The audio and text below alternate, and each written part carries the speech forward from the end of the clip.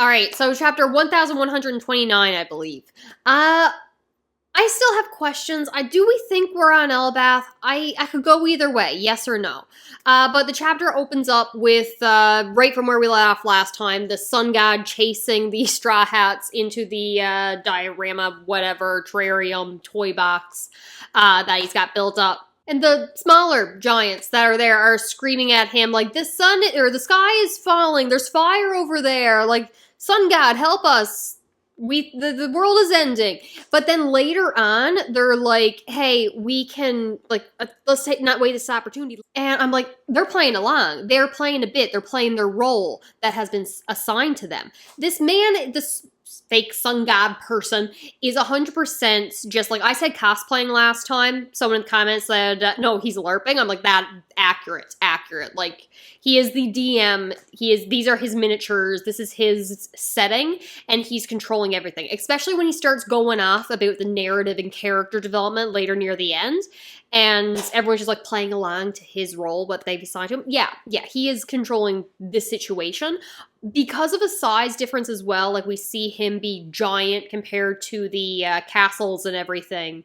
And we know that the other supposed giants were normal size to the houses. I feel like also the toy box situation or devil fruit power may have also shrunk them to be even smaller. Maybe bringing the giants to human sizes. Not sure if we change the scaling of the Straw Hats at all. Probably not. But I think that's what's going on there. But Sun God's going off how you attacked my room or you destroyed my room. I mean temple. And you hurt my pets. I mean servants. I'm like, yeah, I'm picturing a teenage kid. But apparently I'm wrong because we are told who this is at the end. And they're like in their 30s, almost 40s, I think. But I was really expecting this to be like a teenage kid. Luffy is being a darling angel who's done nothing wrong his entire life, sweetest boy, as he's saying like, oh, everything's made of blocks. Hey, cat that we've sort of kidnapped, threatened into helping us. Try to avoid that. We don't want to cause any more damage. He probably worked really hard building this, and he's such a sweet little smile, and I love it, and it's adorable. This feels like Luffy thing to say, but I still haven't got over the idea of someone being an imposter. It looks like that's not going to happen. Yeah, and even if it was, I'm going to say Luffy would appreciate hard work and wouldn't want to destroy it, so not a point for an imposter. I no longer think there's an imposter, which is upsetting. Nami threw out the blueprints that they had stolen, but she had already memorized it. It's like, we just keep heading this way, and we'll be able to bust out the back wall. Totally real. Sun God behind us is saying, you should not trust everything in those blueprints. The world is mine, command, blah, blah, blah, blah, blah. Hyping himself up. No one's falling for it. Usopp takes out the back wall with the green star, and Luffy finishes it off with like a Gear 4. They're fine. They're out. This was not a contest, and this man is really just showing that he is no match to the Straw Hats, despite in a flashback being like, oh, these pathetic humans, so weak and vulnerable. I'm like, you're talking to Luffy. Monkey D. Luffy. Emperor of the Sea Luffy. Are you kidding me? Sun God Buddy is just like, well, here's my butterfly net, and catches them in it. And I'm like, what do you think that's going to do? It's just like, I got you now. This is a giant detention center where no one can escape, yada yada. And I'm like, you put the Straw Hats in a butterfly net. I don't care that it's got metal netting.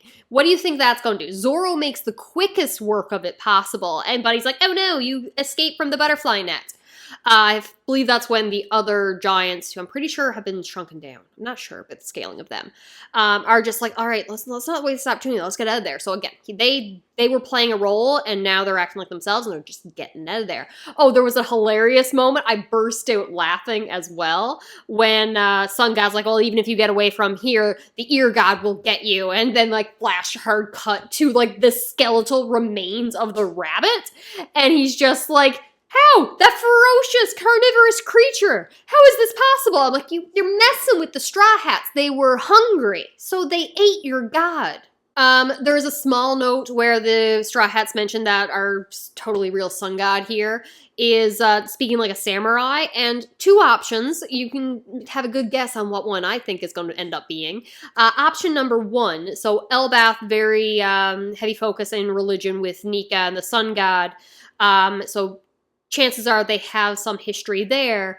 And if Wano, the home of the samurai, was where the language from the poneglyphs come from. I gotta, like, if there was a giant in Elbath, if there was a giant in Wano who knew both histories, I feel they would have a unique opportunity to have more information on the Void Century.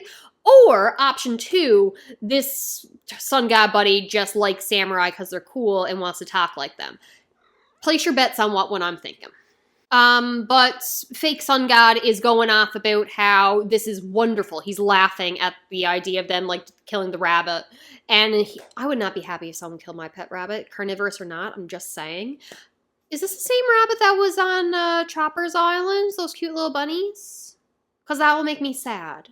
Regardless, Sun God is finding hilarious, saying, like, evil has spawned here, and good and heroes will rise to vanquish them. This is how everything will happen, and though you force your way forward, setbacks will grow in character development. This is the narrative. I'm like, you are just like a wannabe author DM. I'm being mean to this guy. That's not nice. I don't like that he insulted the Straw Hats.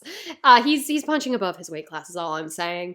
But he likes the idea of the narrative, so I really do think he's just like a little bit focused on control of this world, and he has made stories for these characters, and he likes watching them like develop organically, but he's also got control of situations to put them in, and now the Straw Hats are just going to show what happens when you have a plan and you put the Straw Hats as people in that plan. Talked a lot. It doesn't go well. Next is when we get some actual information on who this is. He talks about how the giants whose name starts with H that I can definitely pronounce, Hajirudin, saying that the guide who was helping them get to Elbath may have recognized you and may want giants to serve you, but he clearly has no pride, because how dare he follow a pathetic human like you?